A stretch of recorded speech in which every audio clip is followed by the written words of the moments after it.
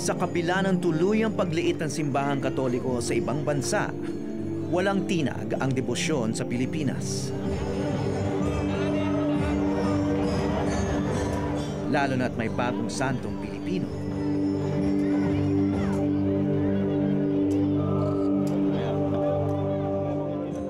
Magpapasigla kaya ito muli sa simbahan sa panahon kung kailan na ibubunyag na ang mga sikreto nito.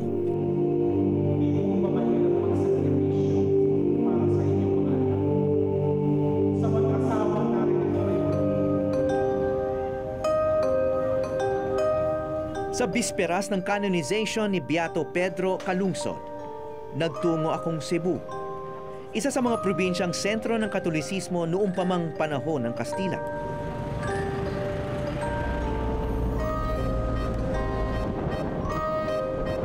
Nandito raw ang bayan kung saan nagmula ang batang martir na si San Pedro Calungsod. Ang bayan ng Hinatila.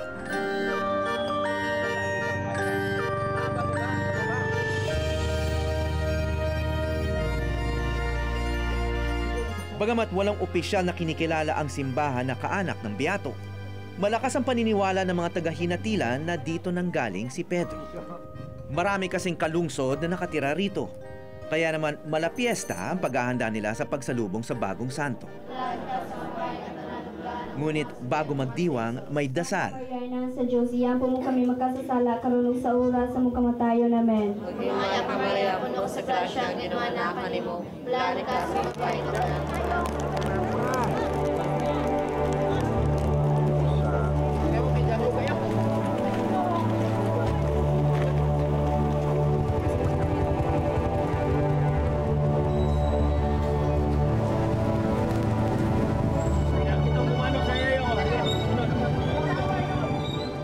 Dito ko nakilala ang ilan sa mga kalungsod. Among father na mo ning nagsabi sa amin na mayroong batang kalungsod, pero kalungsod nga kinang dinala ng mga paring Jesuits sa Tanhay. Nga diin nakabase dito ang mga Jesuits missionary.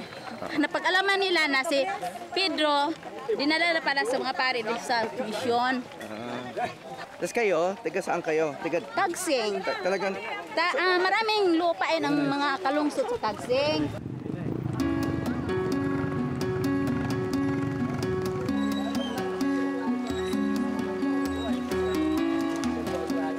Maulan, mabato at mahaba ang lakad, pero hindi ito alintana ng daang-daang ang mga deboto. Ito nga, kahit lumalakas ang ulan, maputik, at yung iba nga rito na matatanda, nakapaa pa eh.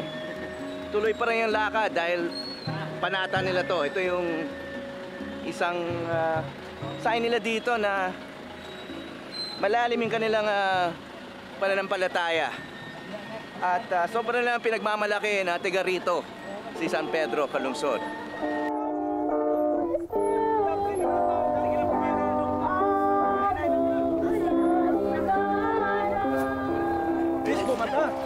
Pagkaraan mo namin masaya, tapos kay expectation namin na makatagap kami ng blessings mula ni God through Beato Pedro Calungsod. Blessings galing sa gobyerno, may inaasahan ba kayo? Basin. Pwede rin? Pwede rin. Gusto nyo rin yon? Oo. Tulad ng ano? Sabi na yan amuang. Ha? Ning amuang ko mo. Nasada.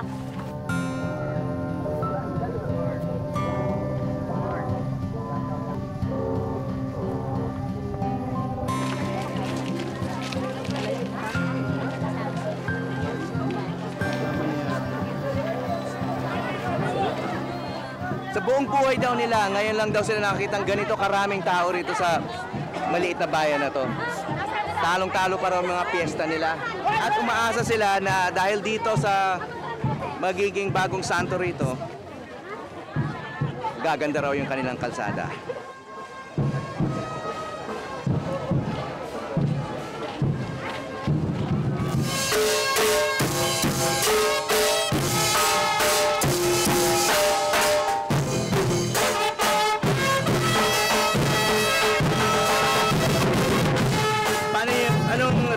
nyo nung nasabi sa inyo na kamag-anak niyo si Pedro Calungsod? Abay, siyempre masaya. Hindi namin nakalain na meron pala kaming anak na magiging santo na siya. Ano namang pagbabago sa buhay niyo o sa buhay ng lugar niyo? Wala na po. Ganun pa rin? Paano nila nasabi na kamag-anak niyo si Calungsod? Tinitris po, ni-research po. Mula noon pa? Oo, unang mga ni-research nila doon sa mga sa libro dyan sa munisipyo.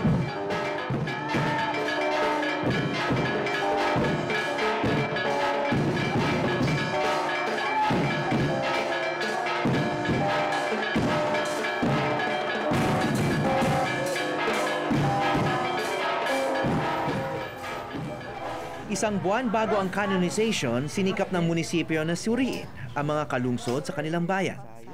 At ito ang nakita nila.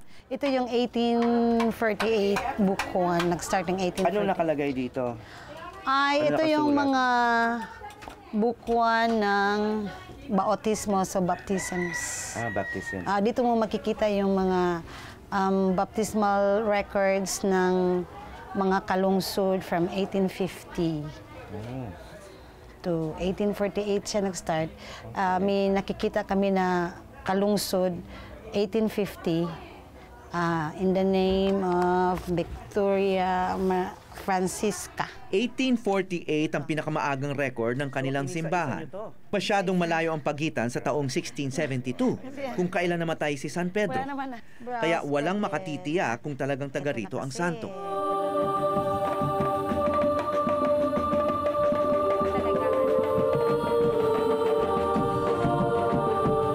Sa dami ng pagdiriwang para sa ikalawang santo ng bansa, tila mahirap isipin na iisang buwan lang ang nakaraan mula noong pumutok ang balitang yumanig sa simbahang Katoliko. Tila nakatutok ang buong mundo nang maging santo ang 7 beato sa Vatican City sa Rome noong ika-21 ng Oktubre. Kabilang na ang isang Pilipino, si Pedro Calungsod. Sa iba't ibang bahagi ng Pilipinas ipinagdiwang ito. Lalo na rito sa Cebu. Isang makasaysayang okasyon na sana'y lalo pang maganda kung naroon daw ang chairman ng Commission of Worship ng Archdiocese ng Cebu, si Monsignor Cristobal Garcia. You know, Monsignor Chris Garcia is the head of the Commission on Worship. That is a very important position here. If he were around, he would have been on top of the celebration. The prayers for his beatification all had to pass through him. Isang respetadong pare sa Cebu, dalubhasa sa mga ritual Katoliko at naging Monsignor noong 1997 pa. Siya rin daw ang madalas nangunguna sa mga misa tuwing pista ng Santo Niño sa Cebu. Immediately, parang malungkot kami kasi si Monsignor Chris Garcia ay napakabait na pare yan. At saka yung contribution niya sa liturgy ng Archdiocese talagang mahalaga, no? Hindi lang sa yung mga liturgy kung ang cardinal ay nagmimisa, siya yung in charge. Marami siyang inintroduce ng mga bagong paraan. Lalo na yung na-publish niya every month, siya yung in charge ng publication of a Cebuano text ng ritual. Kilala rin ang Monsignor sa pagdaos ng mga exhibit ng kanyang koleksyon ng mamahaling santo. And because we've seen all of he shows his entire collection every year in the Santo Niño, every Christmas and every Sinulog. And these are of mixed media, different kinds. Kaya naman nayanig ang buong komunidad nang lumabas ang balitang ito. Nagsalita na ang simbahang Katoliko sa issue ng pagpupuslit ng illegal na ivory na ginagamit umano sa paggawa ng mga imahe ng santo. At naging mitya ng kontrobersya ang cover story ng National Geographic magazine. Pero umalma rin sila sa umano'y hindi raw patas na ulat ng isang US magazine tungkol sa illegal na ivory trade. Nadawit ang pangalan ng Monsignor sa illegal ivory trade. Marami raw kasi itong santo na gawa sa ivory. Naging laman ito ng balita sa buong Pilipinas, lalo na sa Cebu. Pero hati raw ang opinyon ng mga tao sa Cebu ukol dito. It was divided. We would get some letters And I would see the online feedback, those who were scandalized, for whom it reinforced already angry, negative images of the churches covering up lapses of the priests, things like that. The other side is those who knew Monsignor Garcia personally, and he has he's very well respected. Since he was the one training people to dance for the Santo Niño, so he was made to believe na itong interview na ito ay tungkol sa Santo Niño. So that's why bumuga silang lahat, including Monsignor Chris. Iyo pala ay may hidden agenda. Binisita namin ang Angels of Peace compound sa Talisay, Cebu, kung saan daw naroon ang koleksyon ng mga mamahaling santo ng Monsignor. Ito po si Father Garcia? Oo, sa Manila, sir. Sa Manila? Oo. Gusto sana namin makita lang yung kanyang mga Santo Niño, yung koleksyon niya. Yung ivory. Hindi na ba po ba? Ha? Murag may ivory siguro, sir. Wala siyang ivory dito? Sinikap namin makuha ang panig ni Monsignor Garcia, ngunit may sakit daw at obispo lang ang maaari magsalita tungkol sa issue. Sa isang press con, inihatid ng Catholic Bishops' Conference of the Philippines ang kanilang opisyal na pahayag. The Church does not condone ivory smuggling or other illegal activities. The principles stated above should guide us in resolving the matter concerning the alleged involvement of Monsignor Cristobal Garcia in the illegal ivory trade, always bearing in mind the right of the person concerned for a fair and just hearing.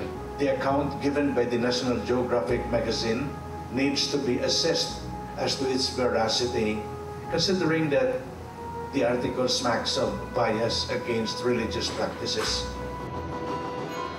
Pero bago pa man lumabas ang artikulo ng National Geographic, nalaman naming nasuspindi na pala ng Vatican si Monsignor Garcia dahil sa ibang paratang. Bumaba ang isang kautusan nito lang Hunyo na isuspindi si Monsignor Cristobal Garcia ng Cebu. Sa paratang na pedestry o pagkakaroon ng relasyon sa isang menor de edad na lalaki noong pang 1985 sa Los Angeles, California. Hindi man lumabas ang balitang ito sa Pilipinas na ilathala ang detalye ng kaso sa isang pahayagan sa Dallas, Texas. Sa special report na Runaway Priests Hiding in Plain Sight, nasampahan ng kaso ang Dominican Church sa Los Angeles, California kung saan dating naging pare si Monsignor Garcia. Sa artikulo, umamin daw si Garcia. At nakapanayam namin mismo ang Amerikanong journalist na gumawa ng report. Yes, it was very much what we found was a global pattern in which the Catholic Church was moving predators across international borders to escape justice. You know, his story is that he is the victim, that he was raped by these boys who were 12, 13 years old at the time. And as you've probably seen from the pictures, he's a rather large man. You know, well over 200 pounds, probably closer to 300. It was hard to imagine that he could be the victim of children, but that is his story, and he's sticking to it. At nito lang Oktubre, inutusan ng California Supreme Court ang simbahan sa Los Angeles na isumite sa abogado ng mga biktima ang mga files ni Father Garcia at iba pang paring may kaso.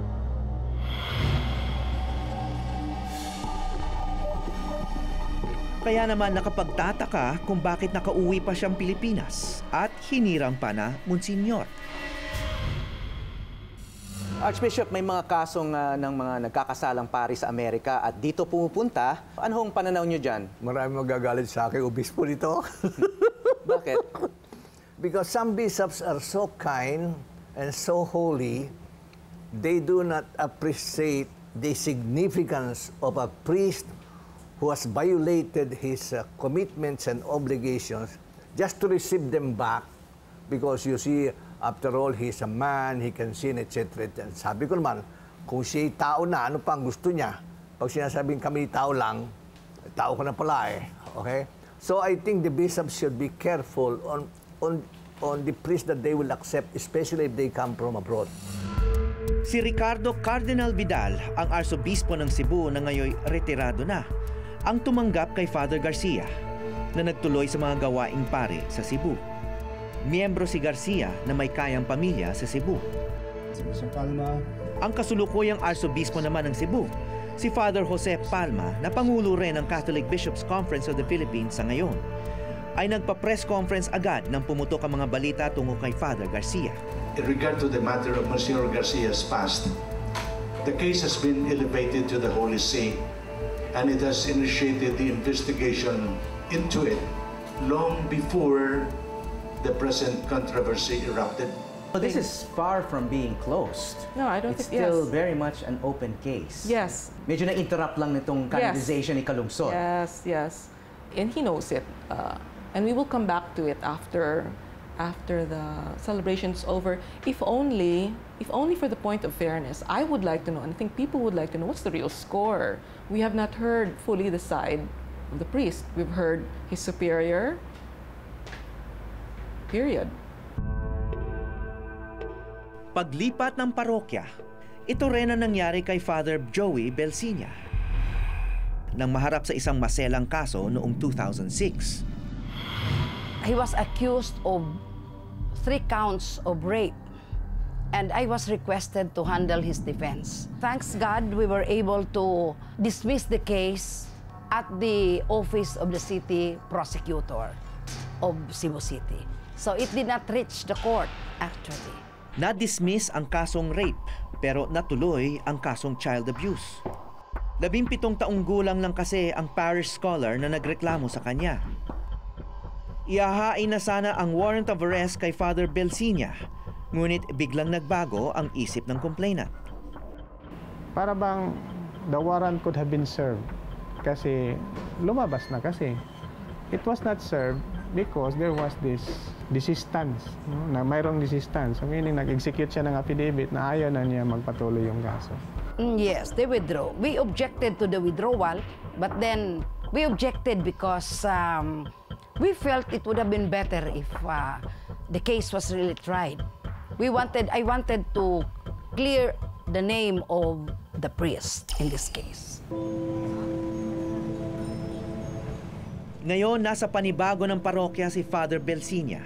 Pero tila nadungisan na ang kanyang reputasyon at ang reputasyon ng simbahan. Nalulungkot ako pag may mga commentators na because of the mistake or the crime of one priest,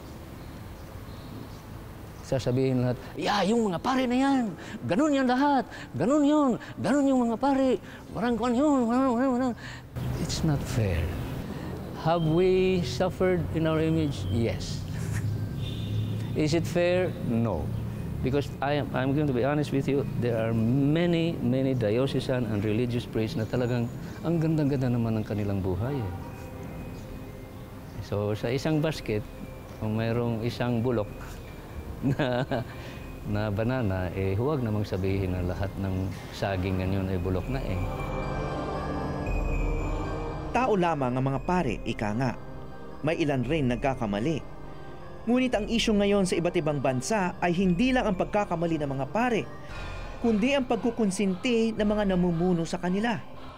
So let's face it, I mean, this is one of the things that we have to accept.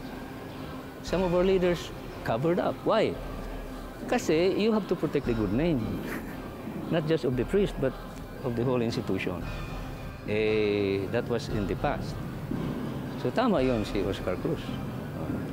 But that's in the past. Pero iba na nga ba ang pamamalakad noon sa ngayon?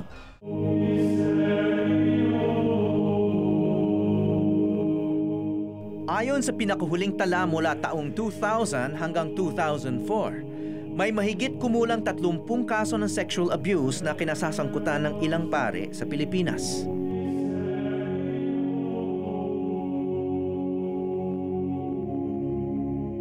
Maliit na porsyento lang sa mahigit 7,000 pare sa bansa.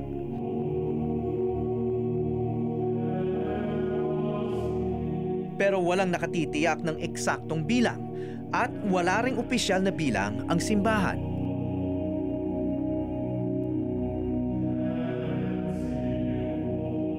Okay, yan ay church law or canon law, no? Meron naman yung secular law o yung pamahalaan, no? Yung batas ng pamahalaan. May kilala ba kayong pare o may alam ba kayong pareng nakulong na dahil sa paglabag sa batas? Yes. In fact, yan, mga 4 na yung alam ko na nakulong at hindi lamang dito sa Metro Manila, kundi doon din sa probinsya, mga nakulong sila. Ano yung mga naging kasalanan nila? Cavorting with young girls. Meron naman iba, relation with women, concubinage. Kuminsan, they try to get married. Because a priest may not really get married, but try and attempt ang tawag doon. So ito, mga criminal case, and the state takes care of those cases. Mangyari simbahan kasi wala siyang preso, wala siyang pulis. So ang mga parusa niya ay basically human at saka spiritual. Ilang beses na rin humingi ng tawad ng simbahang Katoliko ukol sa mga kasong ito.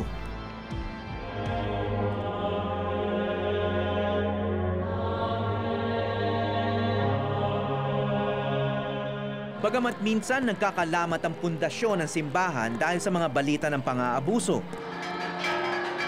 hindi pa rin matinag ang paniniwala ng mga deboto. Although, knowing the history of the church, which has a divine element and also a human factor, human element, even during the time of Christ, there was this problem also of human frailties, no? Just like Judas, he was chosen by Christ himself, no, to be an apostle.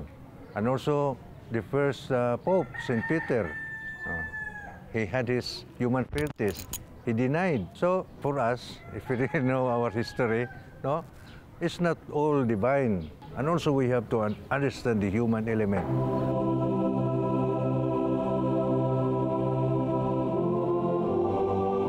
Nirespeto natin and we support the church at wala naman pong dahilan bakit kami siguro magdududa o kung ano man. Pero kami po ay naniniwala na binibigyan ng pansin ng simbahan ng mga ito. At sila po mismo yung una sigurong maging interesado na malutas itong mga problemang ito. Sa canonization ni Beato Pedro Calungsod, ang mga isyu ng simbahan ay tila malayo sa mga isipan ng mga taga-hinatilan. Pero ang mga katotohanang kailangang harapin ukol rito, hindi nawawala. In canon law, the law of the church, there are penalties for the offenses. I think it needs only to be given. The prison involved are only to be given a due process in the investigation because it is a human tendency to immediately pass judgment. Tinuruan tayong lahat na sumunod sa batas ng Diyos at batas ng tao. At kapag lumabag, dapat lang managot. Mula Hinatilan, Cebu, ako po si Howie Severino at ito ang Eyewitness.